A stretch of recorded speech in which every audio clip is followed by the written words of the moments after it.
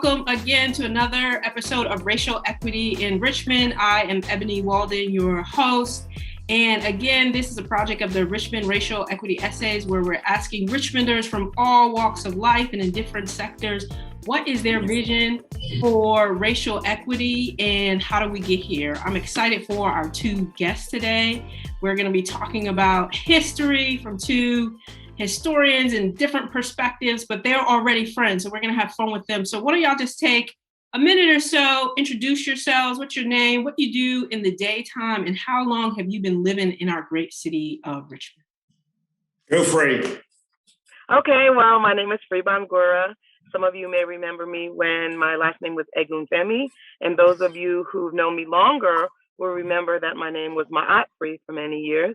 I, as you said, am concerned with heritage and history and narrative and the things that people haven't really brought to the front when we were younger. I'm trying to make sure that we don't leave our lives without knowing about the most fabulous and amazing things that Black folks have done and our friends to endeavor for Black freedom here in the Richmond, Virginia area. I run a company called Untold RVA, and that's pretty much what I do during the day. And how long Bill have you is been my living difference. here? How long have you been Oh, living yeah. I've been living here for, I think I was 7 or 8 years old when I moved to Richmond. So Richmond is my hometown. I don't remember anything else. All right. Thank you, Free. Go ahead, Bill. Bill Martin. I'm director of the Valentine, and I have been here for 26 years. So I'm the oldest surviving museum director in town, I believe. And there's a reason for being here. You know, I think that being in a place and finding roots in a place is really important, and finding places that you can make a change. And so sometimes it takes time. And certainly the Valentine is one of the older museums in the country and certainly one of the oldest in Virginia.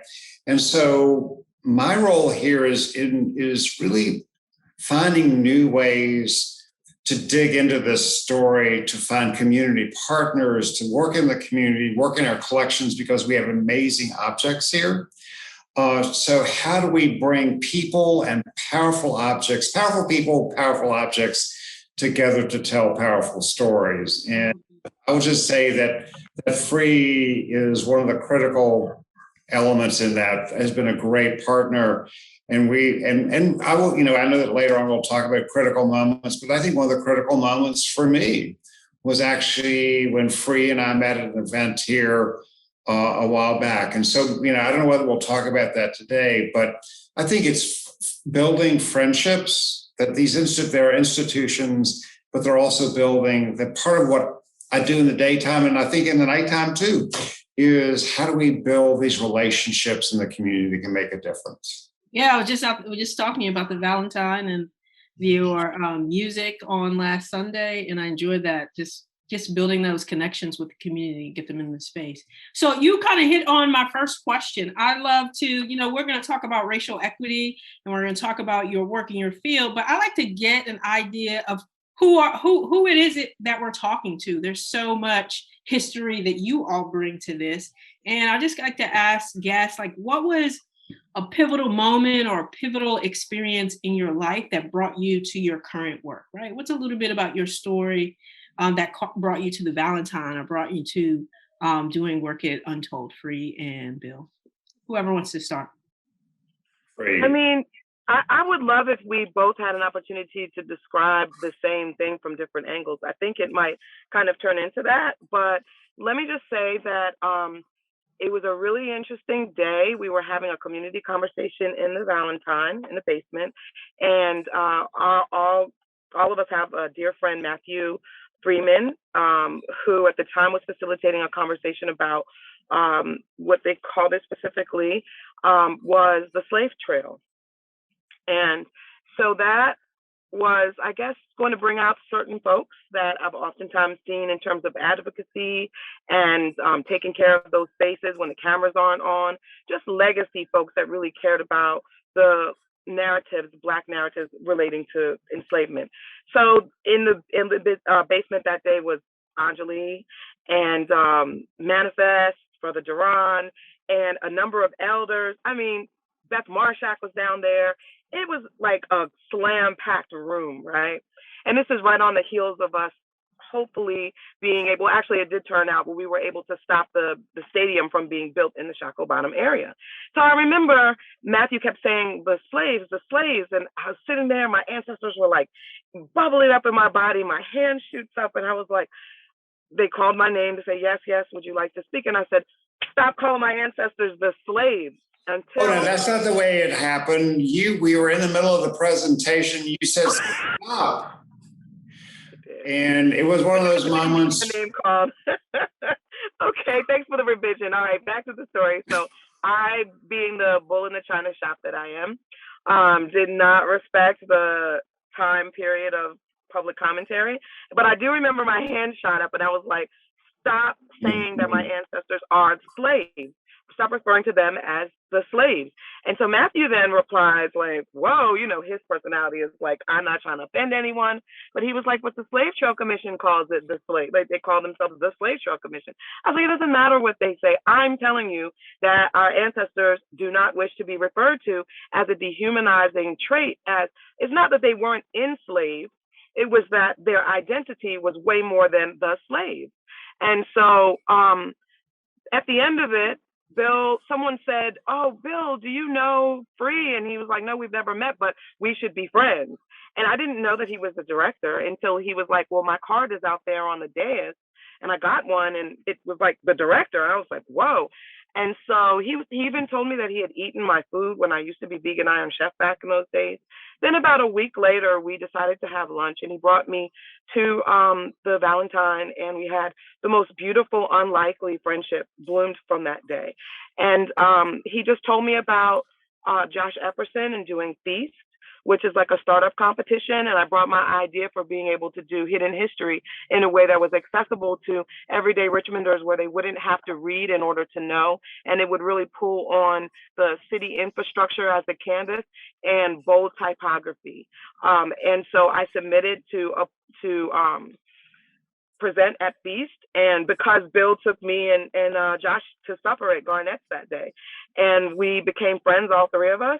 And the next thing you know, Anjali was there to turn my Pecha Kucha slides for a Feast, and I won. And so it was just amazing. So like from that day, I think what really pivotally made me actually go specifically into this work as my 9 to 5, because before that I was just always taking care of the ancestors, always down at the burial ground, protesting and doing things off camera to take care of our ancestral memories. But it wasn't until that year that we actually had the first TEDx.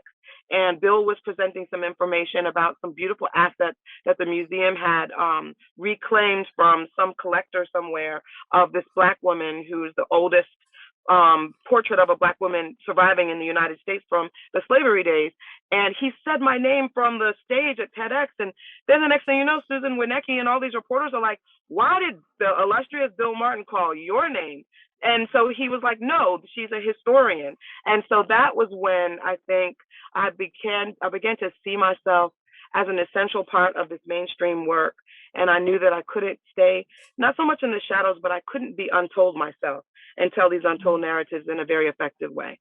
I love that. I love that connection too. I kind of knew a piece of that story, but thank you so much for the fullness. And I think Bill, and I think that's part of this is that, we've been friends for a long time. We have active discussions. We sometimes disagree, but we know that the intent of where we want to be when it's done, and I know that's one of our questions is, sort of where do we see the world going and what can we do? I think that's part of this, that it's building these relationships long term and seeing where they go. And I think that if you ask what were there moments for me, there's been someone who inspires me throughout. I'm a little older than Free, so there have been these moments in my life where I can identify people that were outside of my world but that suddenly became a part of my world for a reason.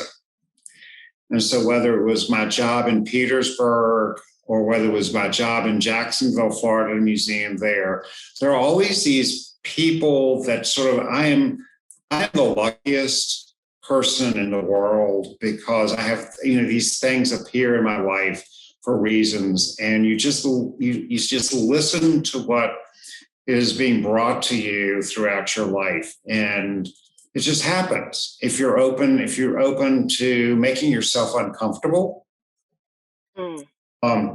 I have this whole thing that we ought to make ourselves uncomfortable at least once a week. I like that. Because all of us live in such privilege to be able to do the things that we do. And so making yourself uncomfortable every day is sort of, at this point it's once a week, but, going to an event that you're not necessarily invited to, being in rooms where you're not invited necessarily, it's a public event, but you're not invited necessarily personally, just doing those things and being present to listen. Yeah, I love that. I think what you both highlight are just how different people touch your lives, right? And how we can all use our privilege or gatekeepers to open gates, to open doors for other people. And as we're talking about racial equity, allyship is a huge part of that, right? And part of Free Story is Bill, you really being an ally to have her story be untold, right? And to tell other stories that have been untold as part of Richmond's history, right, in our culture. And I know that's one of the questions about what's missing, what work needs to be done. And I think that in our community, it's really one of the important things we need to do is listen to community voices, to people who have direct experience on the ground with this history. That's one of the things that's extremely important, is that it's not just people that are sitting in offices and museums, that there are a lot of people that are doing this work in the community that are creating that are really doing the kinds of research that bring these stories to the forefront that museums don't traditionally do. And listening to those voices, and I think making sure that all those voices, there's a diversity of those voices. That this is, that there are bits and pieces of Richmond's history that are right there. And one of the examples that I always use is that we do a tour in Barton Heights, and someone walked up to the museum here and said, "I need to talk to Bill Martin," and I brought him. They brought him over, and he said, "You're not telling the whole story about my neighborhood." I went, "Okay, so what am I not telling about Barton Heights?" And he says, that neighborhood was called Little Italy. And I didn't know. I mean, the story that we know about that neighborhood is very different, but that was a neighborhood that was where Italian immigrants, when they came to Richmond, were not allowed really to find places in the city, but went to what was then was Henrico County, because they couldn't live in the city. I mean, just being open to those stories is something. And then, of course, for the Valentine, the thing that we're missing, and I think everyone, is we need to make sure that within our staff and our boards and all the folks that are associated, that we begin to make sure that we try to do the best job we can in making sure those voices are not just being listened to, but are also included on the inside, making sure that we're a board member or a staff member. And so working at that is really important for us. Yeah, absolutely. And I would love to, and you've hit on it, Bill, would love for you to comment free on, what do you feel like the role that history plays in advancing racial equity, right? Of like, Richmond is such a historically rich city. We've had so many conversations about the monuments. Free, you're telling these untold stories all around Richmond and bringing them. I love Gabriel Week. What's the role of history in helping us advance racial equity, particularly in Richmond? Well, it really all depends on the perspective that you're speaking from, because even as you all graciously acknowledge me as being an independent historical strategist, and I'm so grateful that you all embraced that when I put that on the back of my business card 12 years ago, and now, it's this thing. But it really all depends on who you're talking to. I think for me, because in 2019, I endeavored to really make a deep dive and a concerted effort to determine where specifically my ancestry was coming from before enslavement. And I felt like that part of the story can be so empowering to folks. And so when you ask, what can we do to advance racial equity with history specifically, I think those that have been keeping the ball in play and challenging these narratives to become more expansive and more embracing and celebratory of the stories that happened before the blight of slavery took over the city. It's like people have to have the resources to be able to go back to where their ancestors came from. And I think that that piece is really the critical moment of how we can begin to use history to dig us out of this. Black folks that are interested in contributing to the historical record being more balanced also deserve time to do healing. And as you hear Bill speak to the fact that he really keeps himself humble by making sure that he has opportunities to be uncomfortable every week, at least once a week, I have the opposite philosophy because I feel like I'm speaking from the opposite perspective of that same coin. So I insist to myself that I make myself comfortable 6 out of 7 days. And so,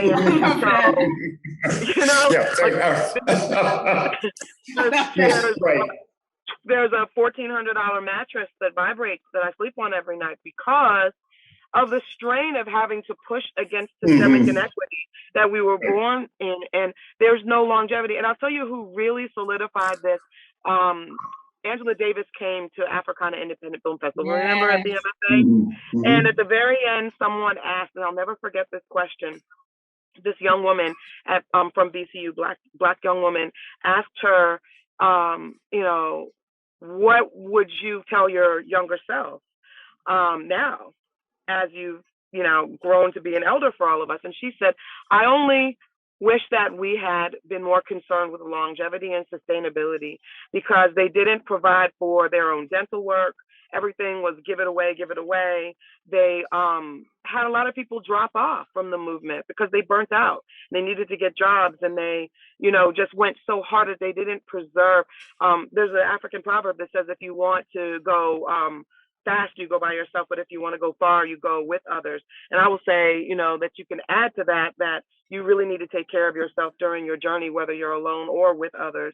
And so, yes, I think that the one thing that's going to help us be able to incorporate historical narratives into dismantling the racial inequity in Richmond, Virginia, is that those who have been keeping the ball in play all this time and have been doing this for the love but not the money need to be placed in a situation where we don't have to be competitive for resources like you may find in the grant making community, but that there should be those that are picking up the phone call and saying, look, we've done a very, very surface investigation to see that you've been in place doing this with no resources, not even as a nonprofit, and here is $10,000 for you to be able to give away to whoever you see that's at the cutting edge, so that you can become an elder and a gatekeeper yourself. And then here goes another $10,000 for you to just be able to go on vacation and take your children and release some of the last maybe 15 or 20 years worth of angst that we've had to endure. Because right now, if you look at it, this racial narrative and equity piece is becoming more mainstream.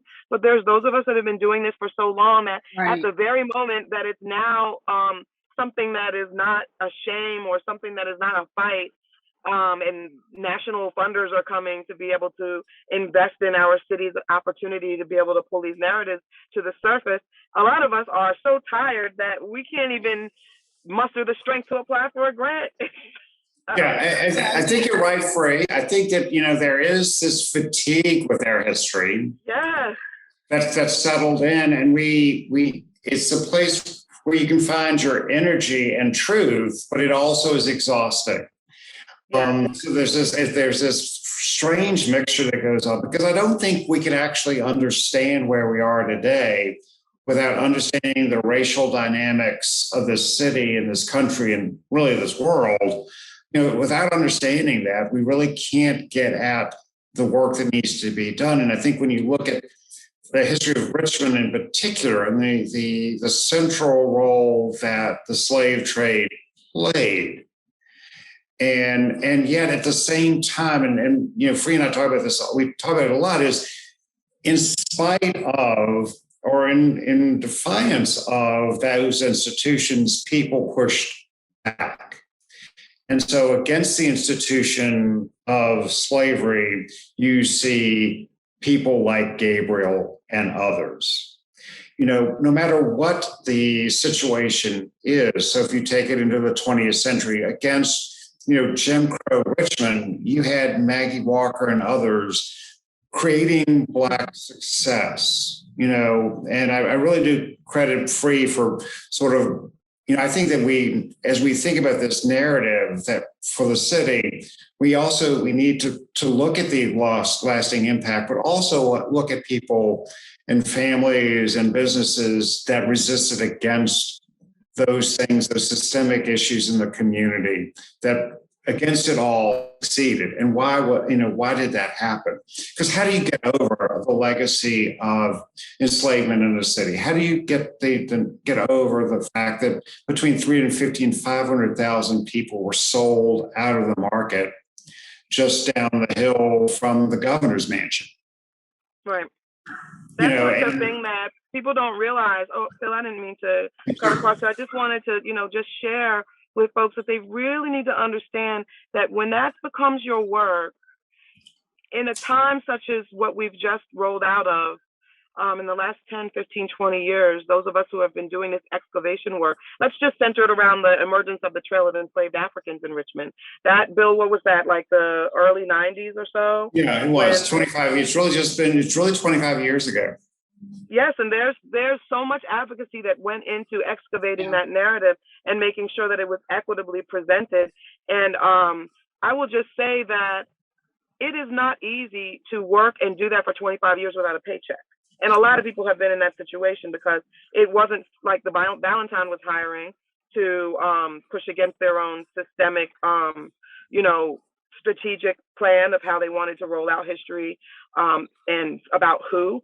So it's very important to understand that it can be toxic to have to read about your ancestors being whipped and tortured over and over and over and over again.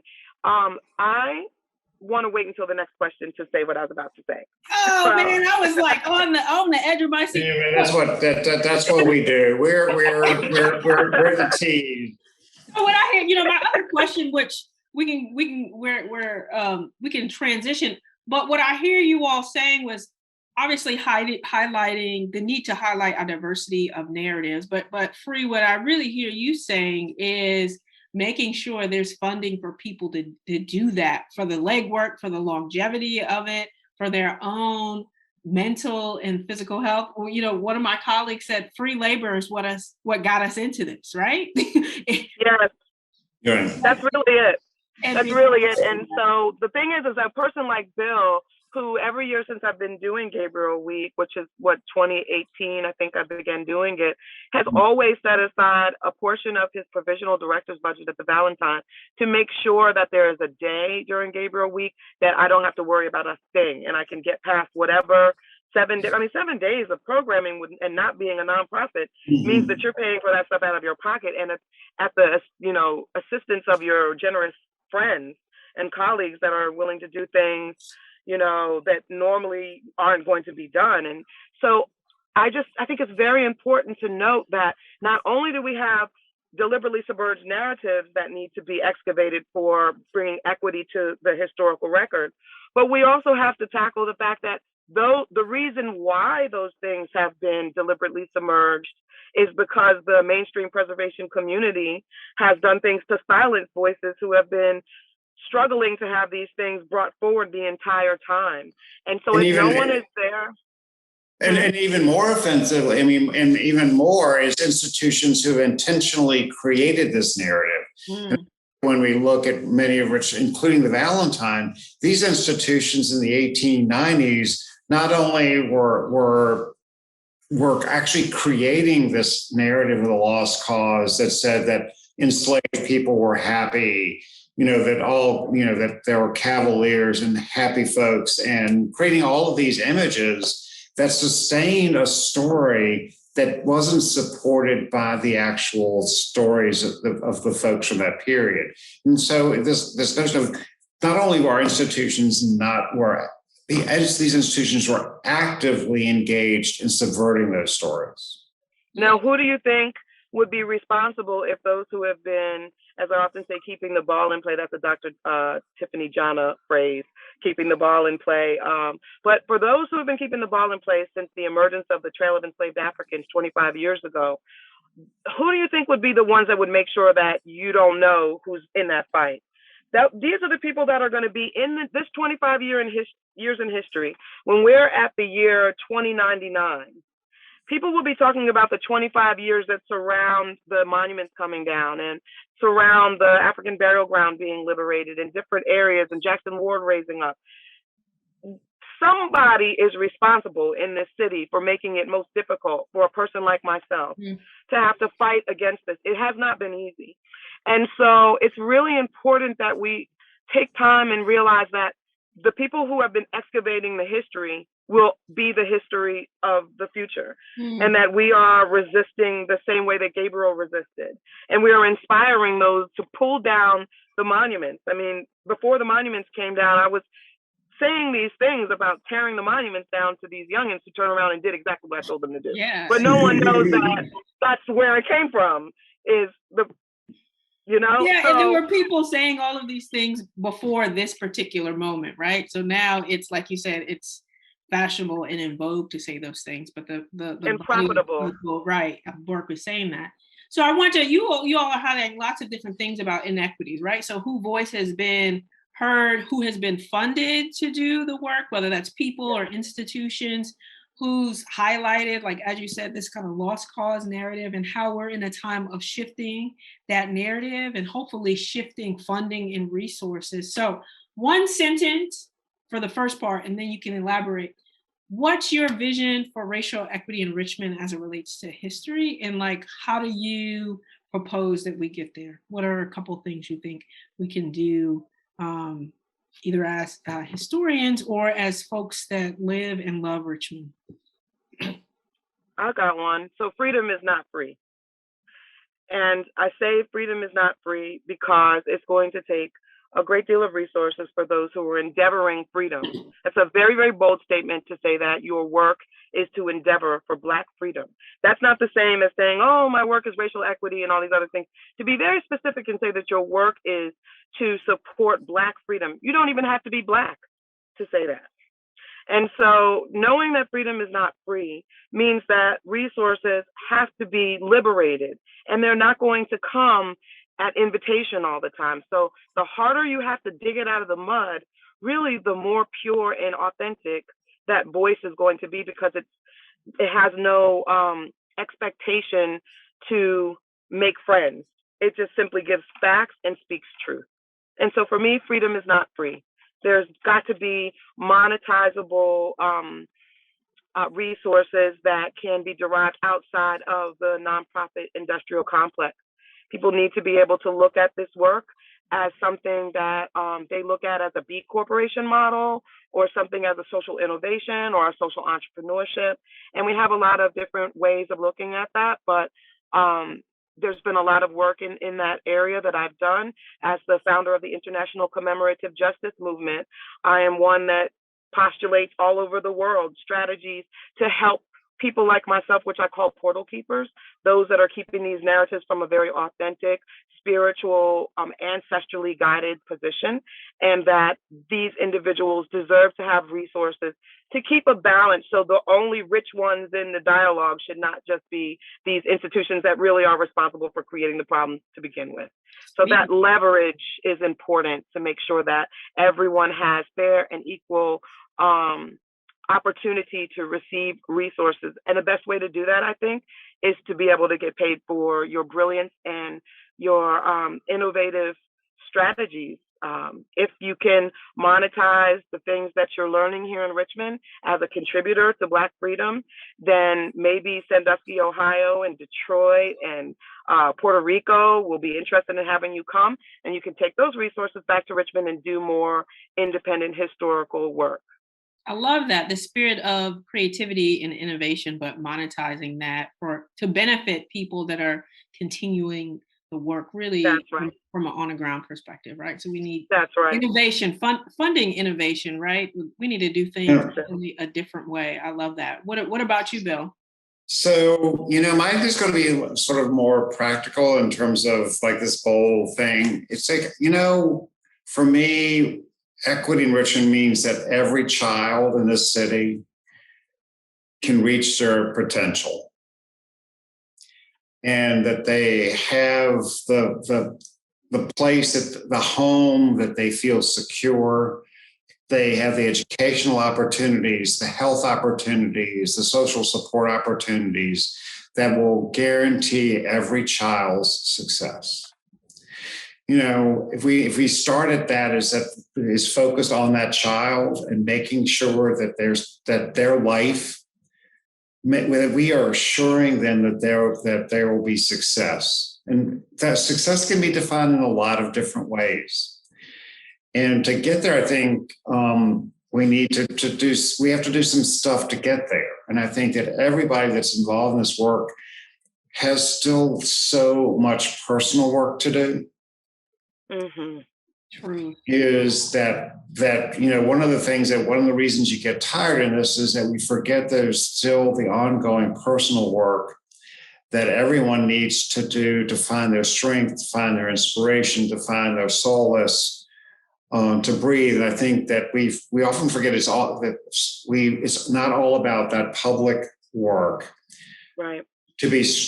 I think that for us to achieve the kind of equity we want in the community, we first have to understand what those words mean for ourselves. That's right.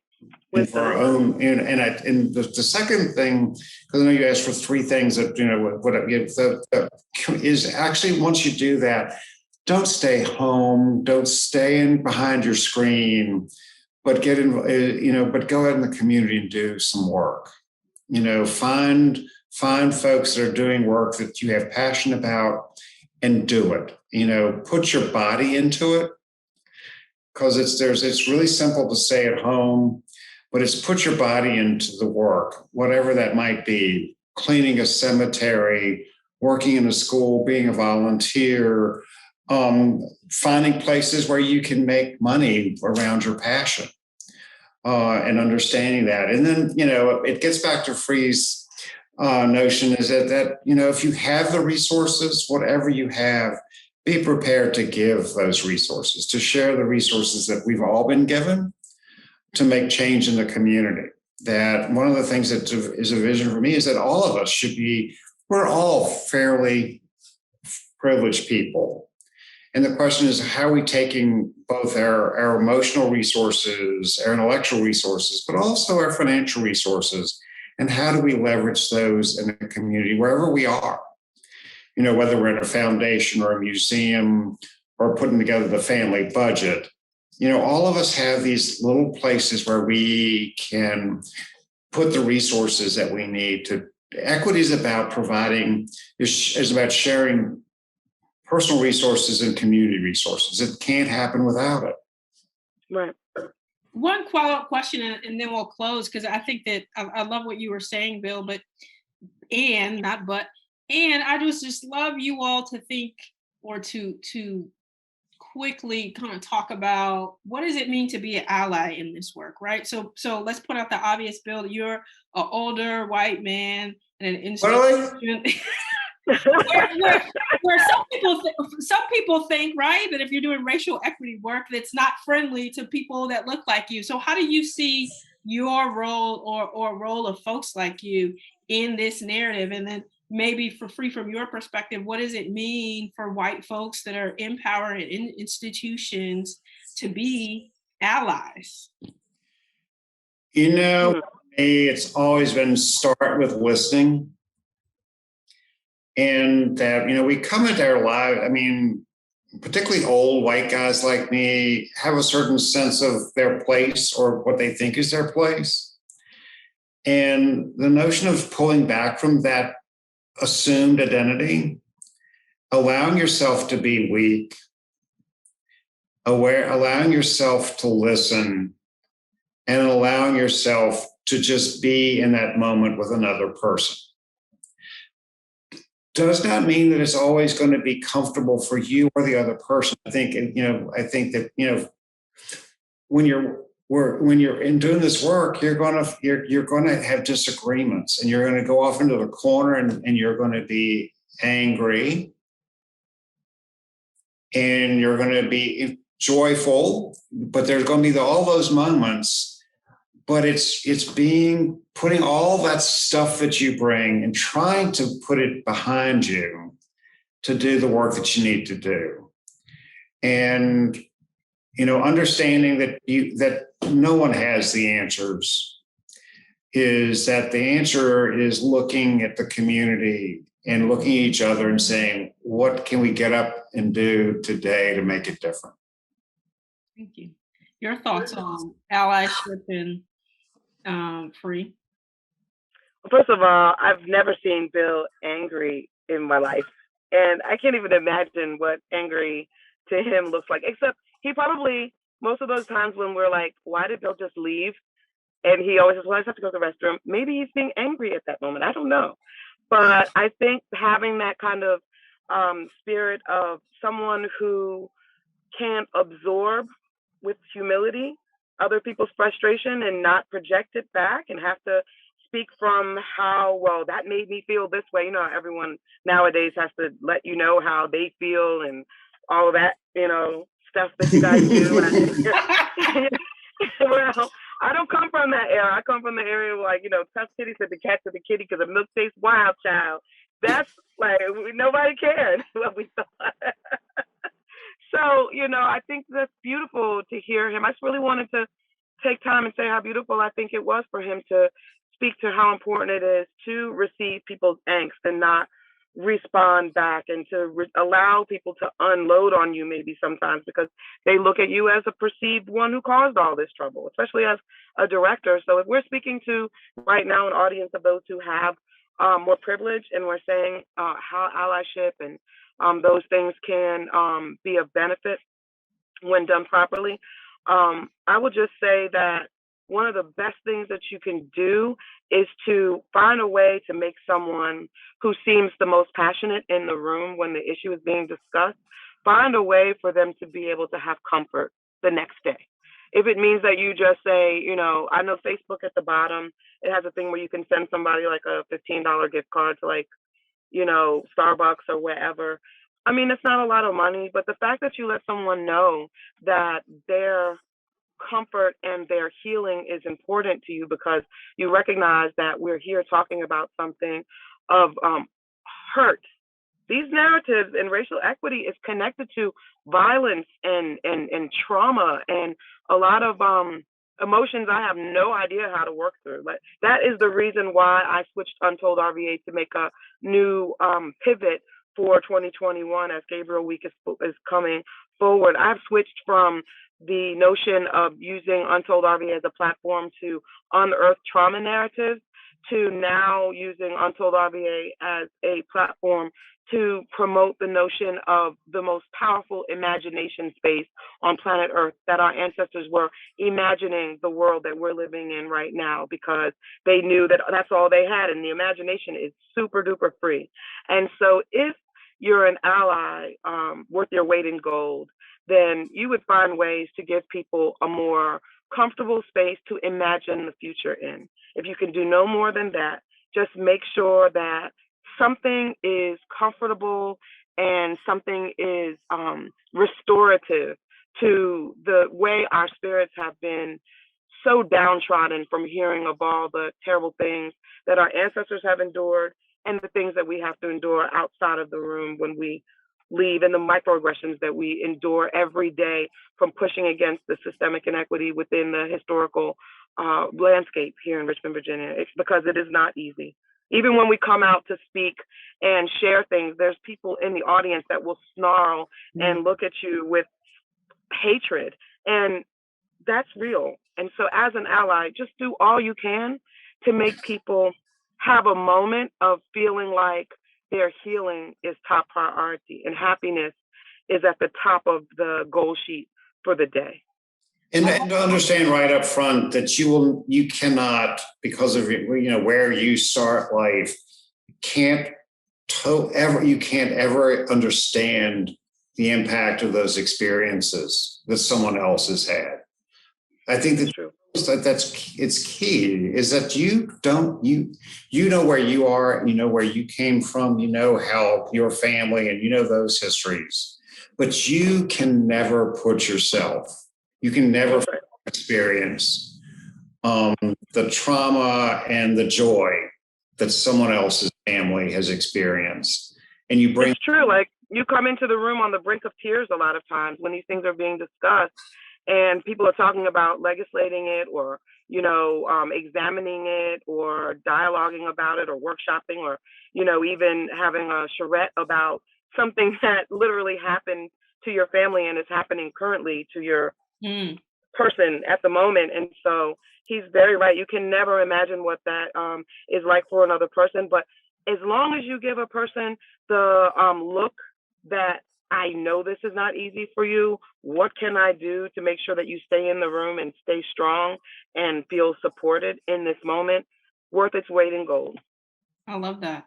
Well, I love that, and I think we have to transition to closing. But I love the ending on this imaginative space, this spaces for healing and comfort. But I also think the flip side, right? You all come from two different perspectives. Bill's talking about creating space in your life for discomfort, and you're like for folks that have experienced this trauma over history, right, to creating spaces of comfort. And I love the imaginative, right, because that looks towards the future, right? And so how can history teach us something, right, and then we can create a future that is different, right? So hopefully we can learn. We have to have both, right? We have to have discomfort and joy. I mean, there's and that sort of schizophrenic emotion that we have to have, because that's the history. I hold them both. Yeah, I know that's right. Yeah, the history of Richmond is schizophrenic. And that's right. So we need to acknowledge all of our dysfunction and understand the power of what we can do with that. Absolutely. That's right. Well, in these spaces to hold both of these things, right? Hold comfort and discomfort, right? Hold history and the trauma and tragedy of that, but the future that is imaginative and creative and innovative, and then acknowledging the creativity and innovation that came from the resilience of people moving through that to where we are, and will be points of history at some point in our life. So how can we put our creativity and stamp on this place and this time in our work? So I love that. I think those are great sort of ending points. I just want to thank you both for coming and speaking your truth today. I love your dynamic friendship to have both of you on today. This has been a wonderful time. Thank you all for joining us again on Racial Equity in Richmond, where we ask Richmonders from all walks of life to offer up their vision for racial equity in Richmond, as well as solutions to how we get there. Thank you, Bill and Free, and we will see you all soon. Bye-bye. I got it.